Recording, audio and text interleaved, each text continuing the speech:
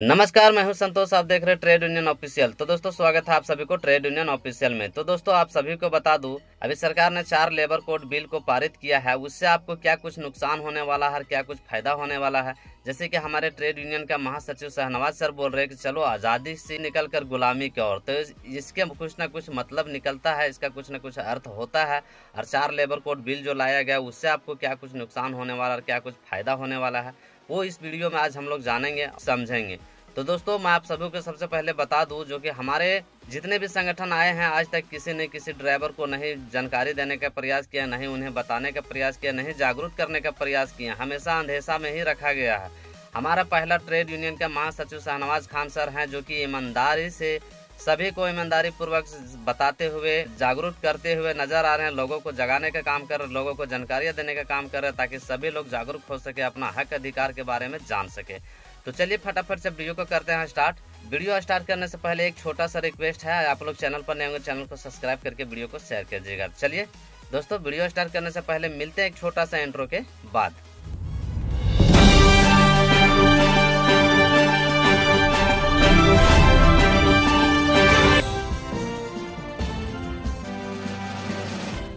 जय हिंद, जय झारखंड। मैं Shahnawaz Khan, all Jharkhand driver trade union महासचिव। साथियों, आज बात करते हैं, चलो आजादी से गुलामी की ओर। सरकार की मंशा क्या है श्रमिकों के प्रति, कामगारों के प्रति, मजदूरों के प्रति? क्योंकि अभी पूरे देश में 4 लेबर कोड बिल की चर्चा आम हो गई है, हर जगह हो रही है। मजदूरों के जितने यूनियन हैं, जितने संगठन हैं, जितने ट्रेड यूनियन हैं, ये सभी संगठन एक स्वर में इस 4 लेबर कोड की विरोध कर रही है और सरकार इसको उपलब्धि बता रही है। तो देश के इतिहास में भी ये पहली बार हुआ है कि 29 तरह के कानून को समाप्त कर 4 लेबर कोड बिल लाई गई। इतना बड़ा संशोधन आज तक मजदूरों के हितों में कभी हुआ भी नहीं था। बहरहाल, ये कितने कामगार होंगे, ये कारगर होंगे या कितने नुकसानदायक होंगे, ये तो वक्त बताएगा।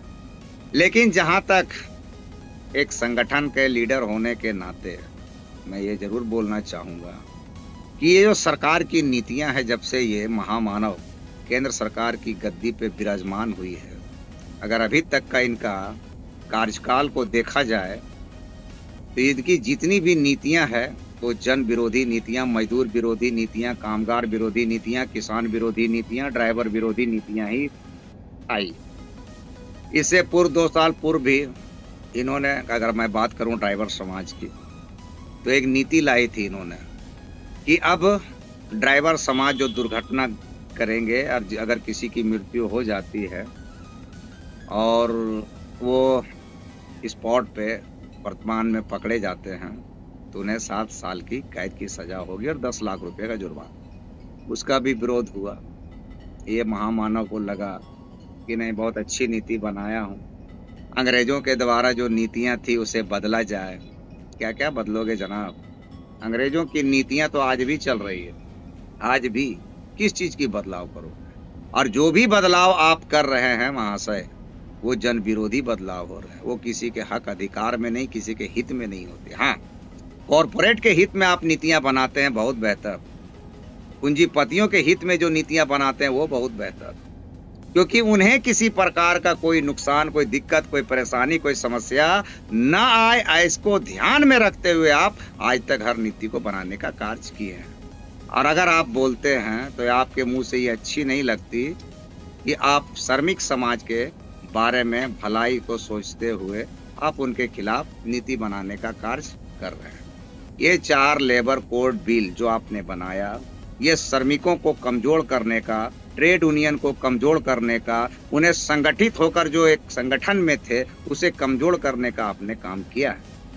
रही बात, अभी आज हमारे एक चालक यूनियन के लीडर हैं, मैं तो बहुत बेहतर इंसान उसे समझता था, जानकार समझता था, लेकिन आज मैंने उनका कुछ पोस्ट देखा, उनकी कुछ वीडियो देखी। वो अपने पोस्ट में लिखे हैं कि अब ड्राइवर समाज को ये 4 लेबर कोड बिल से बहुत फायदा होने वाला है ना। और भी तरह तरह की बहुत सी बातें। लगता है वो साहब भी कहीं ना कहीं से अंधभक्त ही हैं। मैं उनसे पूछना चाहता हूँ, कि आप लोगों की बेवकूफियों के वजह से ही आज ड्राइवर समाज को मौलिक अधिकार से उनके वंचित रखा गया, आप लोगों की विचारों की वजह से, क्योंकि आप कुछ सोचते समझते नहीं है। लंबे समय से भले आप संगठन को संचालित कर रहे हैं, ड्राइवर समाज को लेकर चल रहे हैं, लेकिन आज तक ड्राइवर समाज के हितों की आपने बात नहीं की है, और ना ही उनके हक अधिकार, मौलिक अधिकार, मान सम्मान की आपने बात की है, ना उनकी लड़ाई लड़ी। महाशय, जब तक आप अपने संगठन के लोगों को संगठित नहीं करेंगे, उन्हें जागरूक नहीं करेंगे, उन्हें अपने हक अधिकार के बारे में बताने का काम नहीं करेंगे, तो हमारा ड्राइवर समाज जागरूक कब होगा और कैसे होगा और कौन उनको जागरूक करेंगे?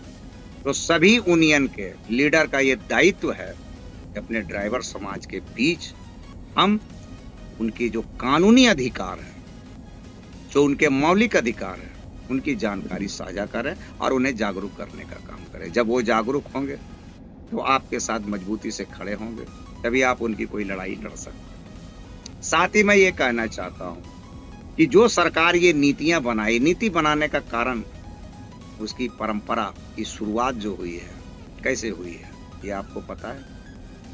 मानो कि अगर मैं मजदूर और श्रमिक की बात करूं, तो श्रमिक का अगर हम कोई नीति बना रहे हैं श्रमिकों के लिए, पूरे देश में उनको लागू करेंगे हम, तो देश में बहुत सारे श्रमिक संगठन है, मजदूर संगठन है, कामगार संगठन है, ड्राइवर संगठन है। तो हम श्रमिक के संगठन की अगर बात करूं, तो आप जब उनके बेहतरी के लिए, उसकी अच्छाई के लिए, उनकी भलाई के लिए नीतियां बना रहे हैं, तो आपने किसी श्रमिक संगठन को वार्ता के लिए बुलाया? आपने कभी उनसे मशवरा लेने का काम किया? क्योंकि वो लंबे समय से श्रमिकों की हर सुख दुख में उनके साथ खड़े होते हैं, उनकी समस्या क्या है उसे वो अवगत हैं, उन्हें क्या चाहिए ये उनके जेहन में चल रहा है। आपके तरह वो सुख सुविधा भरे जीवन नहीं जी रहा। आपको उनको बुलाना चाहिए था, आपको उनसे वार्ता करनी चाहिए थी कि मैं श्रमिकों के हितों में ये कानून बनाने जा रहा हूँ, 29 तरह का कानून को खत्म करके 4 लेबर कोड बिल में सम्मानित करने जा रहा हूँ। अगर जन विरोधी उसमें कोई पॉइंट होता, नीति होती, तो वो उनका विरोध करते। अगर आप उनके हकों अधिकारों की बात करते हैं, तो उनसे आप मशवरा करके ये पूछते कि अगर आप लोगों के पास भी कोई बेहतर नीति हो तो आप बताइए, इसको हम इसमें शामिल करेंगे। लेकिन आपने ऐसा नहीं किया। खासकर मैं अपने अगर ड्राइवर समाज की बात करूं, पूरे देश में 24 करोड़ ड्राइवर समाज के लोग हैं, यानी कि इस देश की कुल आबादी का 20% हिस्सा। और सदियों से ड्राइवर समाज के यूनियन के द्वारा, ड्राइवर समाज के संगठन के द्वारा आपको ड्राइवर समाज की समस्याओं से बीच बीच में अवगत करवाता गया, करवाने का काम भी किया गया। तो आपके जहन में ये तो होना चाहिए था कि जो ड्राइवर समाज देश की अर्थव्यवस्था में इतना बड़ा योगदान दे रही है, वो भी निस्वार्थ भाव से उनके प्रति आपने एक कॉलम तक इस 4 लेबर कोड बिल में नहीं डाला, जिससे यह स्पष्ट होता है कि आप जन विरोधी सरकार हैं, मजदूर विरोधी सरकार हैं, कामगार विरोधी सरकार हैं, ड्राइवर विरोधी सरकार हैं, श्रमिक विरोधी सरकार हैं। आप नहीं चाहते कि श्रमिकों को, ड्राइवरों को उनका हक अधिकार मिले, उनका मान सम्मान उसे मिले। आपने अभी तक क्या, मैं तो ये कहूंगा कि आजादी से लेके अब तक श्रमिक समाज को हर सुख सुविधा से, हर हक अधिकार से उसको वंचित रखा गया, और आपका भी योगदान उसी हो। पूर्व की सरकार तो थोड़ी रियायत करके चल रही थी, लेकिन आपने तो उसका पत्ता ही साफ कर दिया। आप जितनी भी नीतियां बनाते हैं, ये सब पूंजीपतियों की हित की नीतियां बनाते, इसमें श्रमिकों का कोई रोल नहीं होता। खत्म कर दे, उनका अधिकार को ही खत्म करने का आप काम कर रहे हैं। ट्रेड यूनियन को, ताकत को कमजोर करने का आप काम कर रहे हैं। आप इतना कमजोर कर देना चाहते हैं ताकि कभी भी कोई भी कंपनी, सरकार, ट्रांसपोर्ट अगर मजदूरों के ऊपर शोषण, अत्याचार, जुल्म करता है, तो ट्रेड यूनियन के लीडर उसके खिलाफ आवाज बुलंद नहीं कर सके। ये आप नीति बनाकर लाए। आप ट्रेड यूनियन के लीडरों के मन में एक डर बैठाना चाहते हैं कि अगर तुम इनके खिलाफ आवाज उठाओगे, तुम इसके अधिकार के खिलाफ लड़ाई लड़ोगे, तो तुम पर मुकदमा कर तुमको जेल में डालने का हम काम करें। तो महामानव जी, विश्व गुरु महोदय, मैं आपसे ये कहना चाहता हूं कि आप तो किसी की सुनते नहीं हैं, क्योंकि आपके मन में यह अहंकार बैठ गया है कि मुझसे ज्यादा विद्वान, मुझसे बड़ा अर्थशास्त्री पूरी दुनिया में कोई नहीं है। जिस देश की 70% आबादी कामगारों और मजदूरों की है, ड्राइवरों की है, उसके साथ इतना बड़ा भेदभाव, आप सीधे तौर पर उसे फायदा पहुंचाने का काम क्यों नहीं कर रहे? आप न्यूनतम मजदूरी की बात करते हैं। ये न्यूनतम मजदूरी है क्या?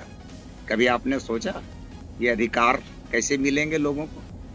ठेकेदारी प्रथा, निजीकरण के तो आप जनक हैं। और आप बात करेंगे श्रमिकों की भलाई की, तो ये हंसी आती है आपकी बातों और आपकी नीतियों से। फिलहाल मैं आपके इस लेबर 4 कोड बिल जो लाए हैं, all Jharkhand driver trade union इसका विरोध करती है और इस काला कानून को हम लोग मानने से इनकार करते हैं और लोग चाहते हैं कि 4 लेबर कोड बिल वापस लिया जाए। ये मजदूरों के हित में नहीं, श्रमिकों के हित में नहीं, और ड्राइवर को लेबर कोड बिल में शामिल किया जाए। हमारी जो ड्राइवर समाज की मांग है, ड्राइवर आयोग का गठन किया जाए, ड्राइवर वेलफेयर बोर्ड की गठन किया जाए, ड्राइवरों की सुरक्षा की गारंटी की जाए, ड्राइवरों को दुर्घटना बीमा दिया जाए, ये हमारी मांग है और आप इस पर अमल करें। अन्यथा हम लोग उग्र आंदोलन की ओर आगे बढ़ेंगे, क्योंकि अब समय बहुत हो चुका। अब हम लोगों का, हमारे ड्राइवर समाज का धैर्य भी जवाब दे रहा है। अब हम लोग भी चाहेंगे कि देश के सारे यूनियन एकत्रित होकर सरकार के खिलाफ अपने हक अधिकार के लिए हल्ला बोलेंगे। धन्यवाद।